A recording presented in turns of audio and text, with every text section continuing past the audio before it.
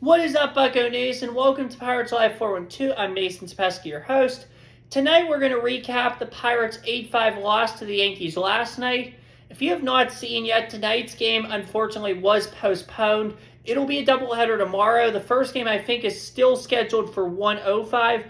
Yes, 1:05 p.m. is game 1 and 7:05 p.m. is game 2. So there's that. There was no Bucko baseball tonight, unfortunately, so we're going to recap this one instead. So without further ado, let's get into it now. First off, the scoring started early, and it was often early in the game. Bottom of the first inning, Paul Goldschmidt grounds into a fielder's choice to third. This scores Ben Reyes on a throwing error by B-Ray. And, hang on. It says Goldschmidt went to second on it. So this is 1-0 Yankees. Sorry, I misread there for a minute. Bottom of the first, Jazz Chisholm, man, he is really red hot for the Yankees. He took Ashcraft deep to right field, 377 feet to be exact, scoring himself, Goldschmidt, and Cody Bellinger. This made it 4-0 Yankees, and it put them in complete and total control, man. Like, we weren't in a good place at all at this point, but with this offense, you can never count the Pirates out, which is a great thing. As Jared Triolo in the top of the second inning hits a ground rule double, this scores Ryan O'Hearn and Marcelo Zuna to cut the lead to 4-2. Then also in the top of the second, Nicky G singles to center field. This scores Jared Triolo to cut the lead to 4-3. So right back at it, we're in this thing.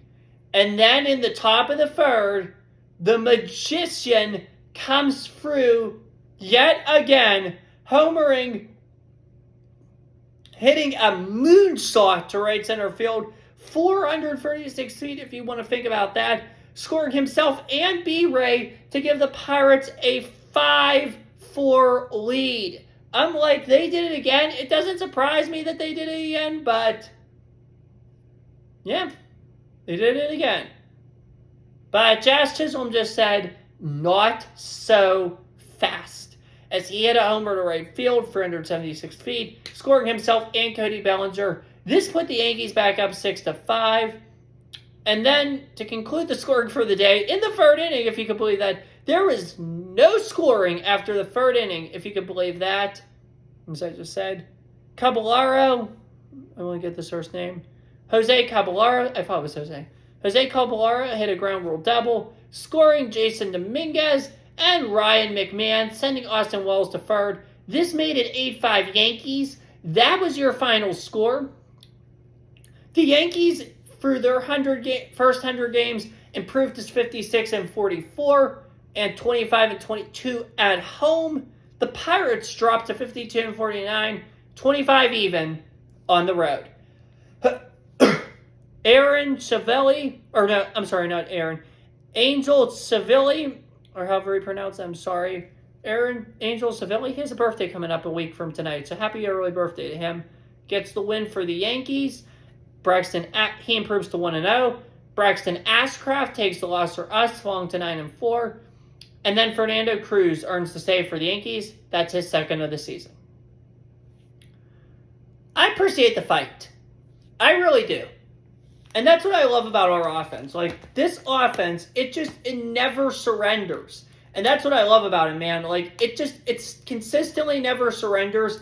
It knows how to put up runs when it needs to put up runs. And that's what we need. Like, when somebody's having a bad day, there's always somebody there to pick them up. Like, it's almost like piggybacks. Like, there's always somebody there to piggyback you, and that's what I love. However, when you're facing an offense more superior on their home turf, it's going to be tougher. And yes, I said it. The Yankees offense, I think, is superior to us. And Chisholm is hot. Chisholm is red hot right now, and that's what's guiding them. So, that cheats for sure. And, like, I don't blame Ashcraft for this. Like, he started out really strong. Yes, his past two starts haven't been the best, but I don't think this is some, like, major fall off that's going to cause humanity to come to its end. It's not. It's just he had a rough night. It's a good team. And I think you need to remember that. The Yankees are one of the highest payrolls in baseball, and they have a very good baseball team. You just have to remember that. So yeah, just keep it at that. As for us, I mean, I was upset we didn't win because I kind of expected to win this one, and now I'm a little leery we'll get swept. The fact that it's a doubleheader may very well save us from getting swept because I think it's hard to sweep a doubleheader. So we'll see how that goes. It's not an issue with travel because obviously they're in New York City and all they're doing is coming back here to get ready to play the Cubs. And they have an off day Thursday. So yeah, it's not like it's going to kill them with travel. So I'm not really upset that the game didn't get played today. What I am upset though is Dennis Santana. That was purely ridiculous. For the year he is having to stir that garbage up on somebody that does it every game. Like, I was listening to the press conference last night when they asked him about it. The reporter, I forget which one, I'm sorry, asked, did you know he does that every game? And Santana's like, no. With the year Dennis Santana is having, and the way Dennis Santana pitched on April 27th against the St. Louis Cardinals, and on Saturday night against the Cleveland Guardians, and on May 15th against the Philadelphia Phillies, he has no say in telling anybody what to do and how to react to anything. That is completely ridiculous and asinine that he did that. That was terrible, and he needs to face consequences for it. I'm just you sent down Christian Curtis, who pitched his rigor end off and did a great job on Saturday night, and this is the guy who choked it away, and you're going to keep him on your roster and you're going to put him in 2 days later to have an outburst over something? No! This guy should not be on the Pirates roster. And to be honest with you, I stood up for him last year and said, do not trade this guy along with Bednar at the deadline. I was wrong. They 100% should have traded Dennis Santana at the trade deadline. And I hope somebody trades us the reliever so that we could get him off, like this team. Like, the only good thing about him is his walk-up song, or his walkout song at PNC. It's Sneaky by 21 Savage. If any of you are music fans, I love that song. It's a good song. But you know what? He needs to stop acting like a 2-year-old and just throw the ball over the mound. Like, he had a great night last night, and it was ruined by that stupid childish behavior. Like, come on now. Understand the circumstances better, but we're not going to talk about that much. I don't think we'll see much more of him. I mean, I doubt they cut him or DFA him. He's a free agent at the end of the year, so more likely than not, he's just going to walk and not come back here. But that's just life. Last night's game was just life, you know. We've been really red hot. We won 5 out of the past 6. It's a good team. The one thing I'm upset, though, is the Cardinals and the Marlins both lost last night. But I do have some more good news. The Marlins lost tonight, and they've lost 8 in a row. They were red hot. They were the story of baseball, and now they're ice cold. I thought they were going to either do one of two things. A, stay hot, or B, get really cold and fall off completely. And they've gone really cold. They're awful right now. They're 2 games over, but they're collapsing fast. They really are. And hang on.